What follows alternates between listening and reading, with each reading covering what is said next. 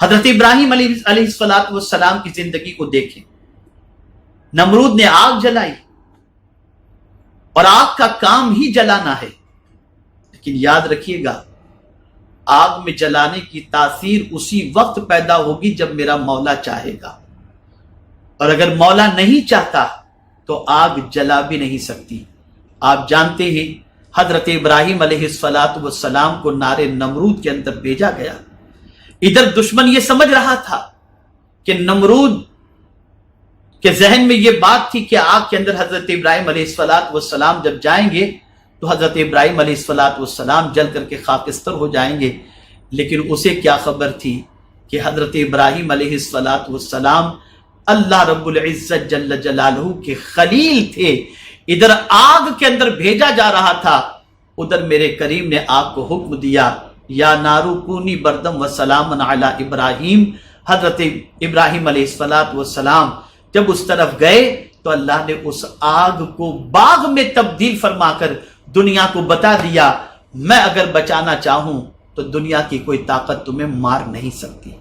حضرت یوسف علیہ السلام کو دیکھ لیجیے آپ، میرے پیارے آقا صلی اللہ تعالی علیہ وسلم کے پیارے دیوانوں بھائیوں نے کنویں میں پھینک دیا تھا، لیکن میرے کریم نے ان کو بچانا چاہا تو سدرۃ المنتہا سے جبریل امین علیہ الصلاۃ والتسلیم کو اس کنویں کے اندر بھیجا اور حضرت یوسف علیہ الصلاۃ والسلام کو فرشتوں نے اٹھا لیا اور حضرت یوسف علیہ السلام محفوظ رہے. خود رسول گرامی وقار صلی اللہ تعالی علیہ وسلم کی حیات طیبہ کا مطالعہ کریں. اللہ اکبر.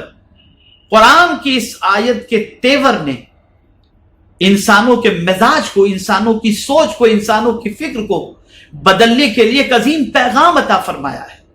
آپ اندازہ لگائیں دشمنوں نے چوں طرف سے گھیر لیا تھا رسول اعظم صلی اللہ علیہ وسلم کو، اور اس سچویشن کے اندر مکے میں بظاہر رسول گرامی وقار صلی اللہ تعالی علیہ وسلم کی نصرت کرنے والا اس وقت اس دائرے کے اندر کوئی نظر نہیں آ رہا تھا.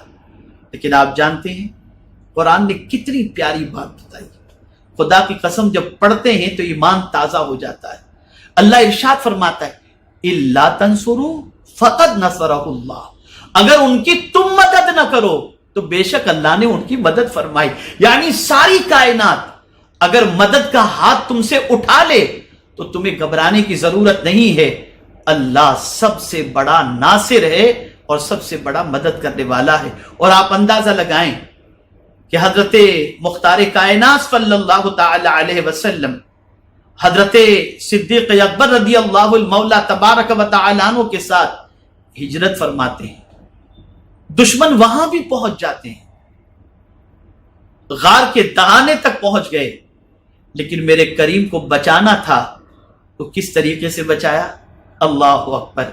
مکڑی سے جالا ڈلوا دیا، اس کو گھر بنانے کا حکم دے دیا اور وہاں کبوترنی نے انڈے دے دیے. اللہ اللہ. آپ جانتے میں یہاں بڑی محبت والی بات عرض کرتا ہوں، کبھی آپ کوے کو دانا کھلاتے ہوئے زیادہ تر لوگوں کو نہیں دیکھیں گے، لیکن کبوتر کو دانا کھلاتے ہوئے دنیا میں ہر جگہ آپ دیکھیں گے.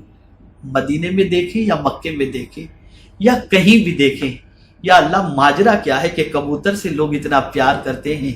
تو کسی صوفی نے، عاشق نے جواب دیا اس لیے کہ اس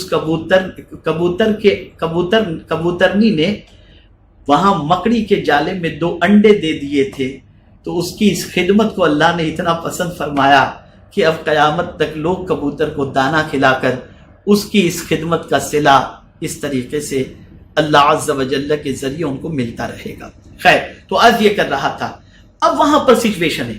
اب دیکھیے حزن، غم، ڈر صدیق اکبر رضی اللہ تعالیٰ عنہ کو اس غار کے اندر ہے جہاں 2 کے علاوہ بظاہر کوئی تیسرا نظر نہیں آ رہا، اور دشمن تلاش کرتے ہوئے وہاں تک پہنچ گئے. کسی نے کہا بھی غار کی طرف اشارہ کرتے ہوئے کہ شاید اس غار میں ہوں، تو کہنے والے نے کہا کہ مکڑی کا جالا نہیں دیکھتا، اور اس کے بعد وہ وہاں سے واپس چلے جاتے ہیں. اللہ اکبر. میرے پیارے آقا صلی اللہ تعالی علیہ وسلم کے پیارے دیوانوں، حضرت صدیق اکبر رضی اللہ تعالی عنہ افسردہ ہو کر کہتے ہیں کہ سرکار اگر انہوں نے گردن جھکا لی تو ہمیں دیکھ لیں گے. اتنا کہنا تھا کہ قربان جائیے اللہ کے رسول صلی اللہ تعالی علیہ وسلم کے اس توکل پر جو ان کو اپنے رب کے سلسلے میں تھا. اور سب سے زیادہ معرفت خدا کی دولت اگر کسی کو اللہ نے عطا فرمائی تو وہ پیغمبر اعظم صلی اللہ علیہ وسلم کو عطا فرمائی. بڑے وثوق اور اعتماد کے ساتھ حضرت صدیق اکبر سے فرماتے ہیں لا تحزن ان اللہ معنا. ابو بکر غم نہ کرو، اللہ ہمارے ساتھ ہے. ایسی سچویشن کے اندر کہ جہاں دشمن بھی غار کے دہانے پر پہنچ چکا ہے اور بظاہر موت نگاہوں کے سامنے رقص کرتی نظر آ رہی ہے، اس وقت وہ یقین، وہ اعتماد جو رب کے بارے میں حضرت مختار کائنات صلی اللہ علیہ وسلم کو تھا، وہ انہوں نے صدیق اکبر کے سامنے پیش کیا. لا تحزن ان اللہ معنا. ابو بکر غم نہ کرو، اللہ ہمارے ساتھ ہے. تو یہ جو میں نے عرض کیا کہ ان الذین قالوا ربنا اللہ ثم استقاموا فلا خوف علیہم ولا هم يحزنون، کہ بے شک جس نے کہا اللہ ہمارا رب ہے اور پھر اس پر جم گیا، نہ اسے کوئی خوف ہوگا نہ کوئی غم.